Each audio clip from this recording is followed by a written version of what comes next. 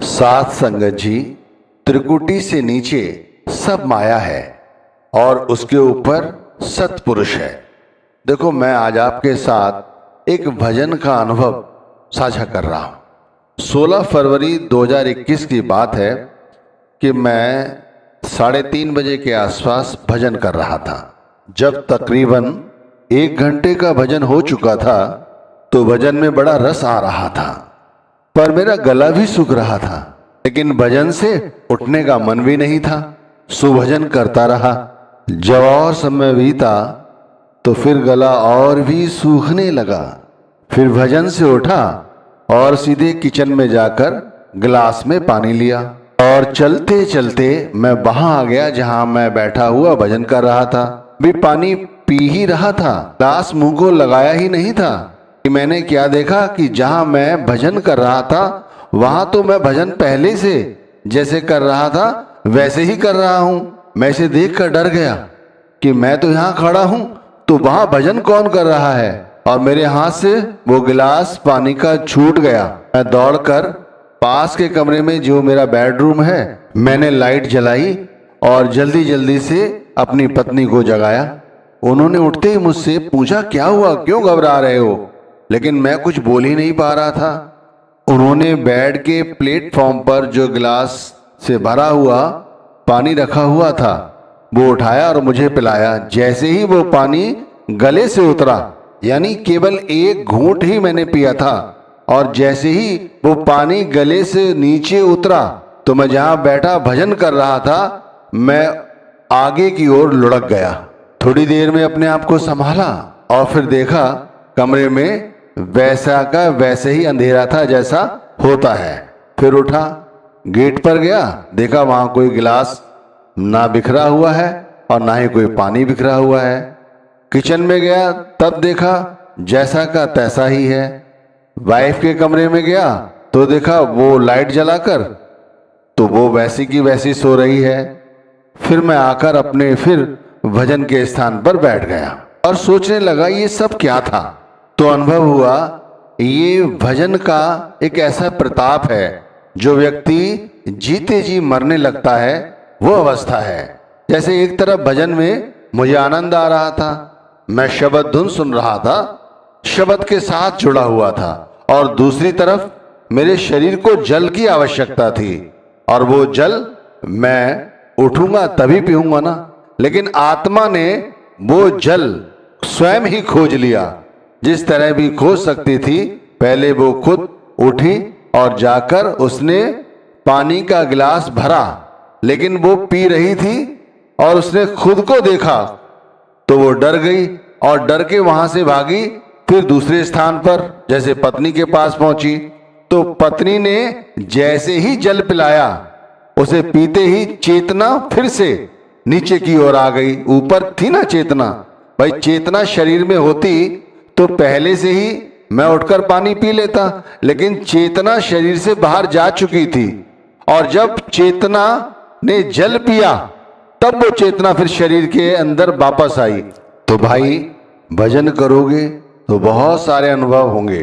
अब आज के सत्संग की चर्चा कर लेते हैं। जैसे एक अनुभव हुआ कि आज के समय में पापी पुरुष फल फूल रहे हैं और जो लोग भक्ति करते हैं वे लोग दुखी रहते हैं। ऐसा क्यों है?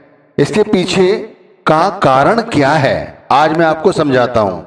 त्रिकुटी से नीचे सब माया है और इससे ऊपर सतपुरुष है, यानी परमात्मा। संसार में सभी लोग जो भक्ति कर रहे हैं वो चाहे कोई भी भक्ति हो, वो त्रिकुटी से नीचे की जा रही है। इसीलिए सभी लोग माया में लिप्त हैं। कुछ लोग ऐसे हैं जो त्रिकुटी से ऊपर उठकर भक्ति करते हैं। अच्छा, ज्यादातर लोग त्रिकुटी से नीचे ही क्यों रहते हैं, और कुछ लोग ही त्रिकुटी से ऊपर जाकर भक्ति क्यों कर पाते हैं? इस बात में भी रहस्य है। अब आप इसे बारीकी से समझो। थोड़ी देर के लिए अपने ध्यान को सत्संग के साथ जोड़ो। बहुत अनमोल बात समझाने जा रहा हूं। सतपुरुष ने इस सृष्टि की रचना की और वो सतपुरुष 16 कलाओं से युक्त था। उस 16 कलाओं में उसकी एक कला थी काल, जिसे तुलसी साहेब ने ज्योत निरंजन भी कह दिया, क्योंकि काल सतपुरुष की बनाई गई दुनिया से कुछ अधिक चाहता था। इसीलिए उसने सतपुरुष की भक्ति की। उसने कई युगों तक सतपुरुष की भक्ति की और सतपुरुष ने प्रसन्न होकर उससे वर मांगने को कहा। काल ने परमात्मा से अपने लिए एक अलग देश मांग लिया। परमात्मा ने सोचा ये मेरा अनन्य भक्त है, सच्चा सेवक है, इसीलिए उन्होंने त्रिलोकी की रचना की और उसे उसका स्वामी बना दिया। जब काल वो राज्य चलाने लगा तो उसने देखा यहाँ जीवात्माएं तो बहुत कम हैं, तो वो कैसे अपना हुक्म और किस पर चलाए। तो उसने फिर सतपुरुष की यानी परमात्मा की कई युगों तक भक्ति की।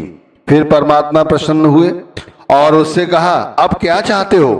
तो उसने कहा कि मेरे इस त्रिलोकी राज्य में अनेक जीवात्माएं तो प्रदान करो, ताकि मेरी इस त्रिलोकी दुनिया में चहल पहल हो सके। सतपुरुष ने उनकी ये बात भी मान ली और उन्होंने बहुत सारी जीवात्माएं प्रदान की।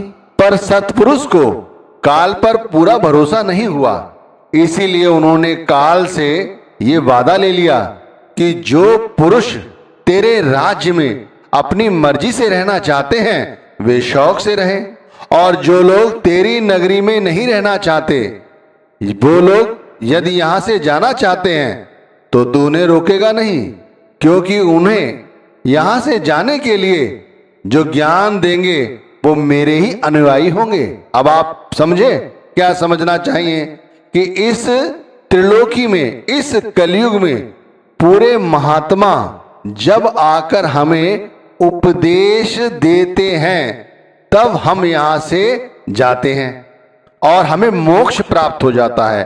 फिर हम 84 का हिस्सा नहीं बनते, वरना ये जो कलयुग है ये 4 खानियां, 84 लाख योनियां, नरक स्वर्ग, धर्मराज, यमदूत सब के सब काल के नियंत्रण में हैं। काल ही इसका अधिपत्य है।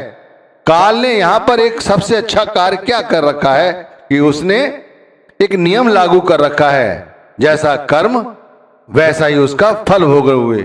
इसीलिए कर्म प्रधान है इस युग के अंदर। काल ने परमात्मा से यह भी मांग लिया था कि कोई भी जीवात्मा अपने पुनर्जन्म को याद ना रख पाए। इसीलिए देख लो, हम इस युग में जन्म लेते हैं, इससे पहले हम क्या थे? कीड़े थे, मकोड़े थे, पशु थे, पक्षी थे, क्या थे? हमें कुछ नहीं पता। अभी हम यहां से चले जाएं तब भी हमें पता नहीं चलेगा हम अगली योनि में किस में हैं। और जो ये समझाया जा रहा है इतना खोलकर कि क्यों वो लोग जो पाप करते हैं वे लोग सुखी हैं और जो लोग भक्ति कर रहे हैं वो लोग क्यों इतना करने के बाद भी दुखी हैं।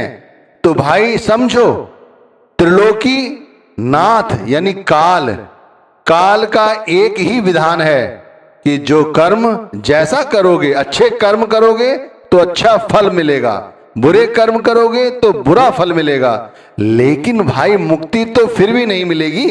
मुक्ति कैसे मिलेगी? गुरु से नामदान लेने पर।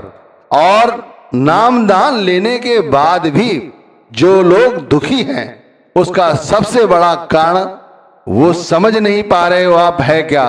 मैंने शुरू में ही समझाया था कि त्रिकुटी से नीचे सब माया है। नाम जपते हो और त्रिकुटी से नीचे हो, ध्यान संसार में यानी काल की माया के अधीन है, तो तुम्हारी भक्ति कभी सफल और सुफल नहीं होगी। ये तो सिर्फ प्रताप है जो इस समय इतना भक्ति करने के बाद तुम सुखी हो। मैं कहता हूं फिर समझो, समझाने में कोई कोर कसर नहीं छोड़ रहा हूं, बड़ी बारीकी से समझा रहा हूं। बड़े सरलता से समझो कि परमात्मा को काल ने राजी कर लिया।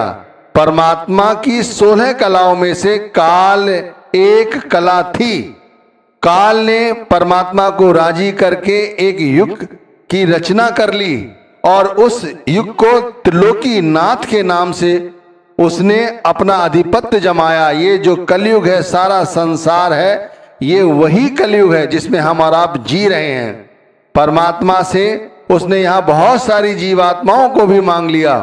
परमात्मा ने खुशी खुशी उसे ये भी दे दिया, लेकिन परमात्मा कहीं ना कहीं काल की चाल से अवगत था, इसीलिए उन्होंने उससे ये वादा करवा लिया कि जो जीवात्मा यहां से जाना चाहती हैं तुम उससे रोकोगे नहीं। इसीलिए कहते हैं कि जो गुरु के सानिध्य में आकर, इसीलिए जिंदा गुरु की आवश्यकता क्यों है? समझो, लोग कहते हैं शास्त्रों को गुरु बना लो, इसको गुरु बना लो, उसको गुरु बना लो। अरे भाई, गुरु की आवश्यकता इसीलिए है, वो भी जीवित गुरु की आवश्यकता इसीलिए है क्योंकि इस कलयुग से केवल वही हमें छुड़ा सकते हैं और वो परमात्मा के सच्चे अनुयायी हैं। और यदि नाम लेकर हम त्रिकुटी से नीचे भक्ति करते हैं तो वो सारी भक्ति जाया है। कम से कम भक्ति करो, लेकिन तीसरे तिल से ऊपर करो, आज्ञा चक्र से ऊपर परमात्मा का ध्यान करो, गुरु का ध्यान करो। जैसे जैसे गुरु भक्ति करोगे, जैसे जैसे गुरु भक्ति करोगे, सबसे पहले काल ही सताता है। काल नहीं चाहता कि कोई भी व्यक्ति उसकी नगरी यहां से छोड़कर चली जाए। इसलिए देख लो, यहां रोज रोज नई नई जीवात्माएं जन्म ले रही हैं, कीड़े मकोड़े नए नए पैदा होते हैं, मनुष्य नए बच्चों को जन्म दिए चला जा रहा है, नई नई जीवात्माएं। त्रिलोकी में काल का आधिपत्य कब से है? बहुत समय से, आगे भी बढ़ता चला जा रहा है और बढ़ता रहेगा। यदि चाहते हो मोक्ष प्राप्त करना, 84 का हिस्सा ना बने आगे, तो ये अवसर जो मिला है इसे यूं जाया ना करो। नाम मिलने के बाद केवल नाम रटना काफी नहीं है। नाम को गुरु के स्वरूप के ध्यान करते हुए नाम जपो, जिससे ऊपर उठो। पहले तो त्रिकुटी पर ध्यान जमे, फिर 9 द्वारों से ऊपर जब उठकर ध्यान करोगे, तब ये जो 10वां द्वार है जो कि अंतर में खुलता है, सारे आनंद अंतर में है। ध्यान रखिए, उसका विधान ऐसा है, काल ने एक विधान कर रखा है कि जैसा जो कर्म करेगा उसे वैसा ही फल मिलेगा। इसलिए जब 9 द्वारों से ऊपर उठकर भक्ति करोगे तो काल कभी भी तुम्हारे समीप नहीं आएगा। शुरू शुरू में वो बहुत डराता है, तभी तो भजन करने बैठते हैं। ध्यान कहां रहता है? दुनिया का। फिर ध्यान जब त्रिकुटी से ऊपर उठेगा, आप समझने की कोशिश करें, ध्यान जब भंवर गुफा की ओर चलेगा, तब कहीं जाकर सत्य की अनुभूति होगी और काल हमसे कोसों दूर रहेगा और रहता है। ध्यान रखिए, धन संपदा पास नहीं है, कोई बात नहीं, घबराने की कोई चिंता नहीं। कुछ बिगड़ जाता है, बिगड़ने दो, वो उसके कर्म का लेखा जोखा है, तुम नहीं संभाल सकते। तुम्हारे साथ जो जीवात्माएं जुड़ी हैं, पिता पुत्र भाई बहन स्त्री, सब अपने कर्मों का हिसाब किताब चुकता कर रहे हैं। तुम भी कर रहे हो, हम भी कर रहे हैं, लेकिन कोई ना कोई कर्म हमारा अच्छा रहा है जो हमें गुरु ने अपना लिया है। तो अब हमें भक्ति करनी है, त्रिकुटी से ऊपर भक्ति करनी है। कलयुग का धर्म क्या है? अच्छे करने वाले को बुरा होता है और बुरा करने वाले का अच्छा होता है। हमें आत्म शुद्धि पर ही आत्म साक्षात्कार होगा, इसलिए हमें जीते जी मरने का अनुभव करना होगा, यानी भजन करना होगा, क्योंकि भजन में सब कुछ भूलने की आवश्यकता है। वैसे भी तो हम मरने के बाद सब कुछ भूल जाते हैं। काल ने मांग लिया था कि किसी भी जीवात्मा को उसका पुनर्जन्म याद ना रहे। अंदर में आनंद है, अंदर में परमात्मा है और अंदर में ही भोग विलास भी हैं, आसक्तियां भी हैं। जब अंतर में उतर कर भक्ति करोगे, तब ये अंतर के भोग विलास या आसक्तियां दूर हो जाएंगी और जीते जी मरने का अनुभव प्राप्त होगा, जो कि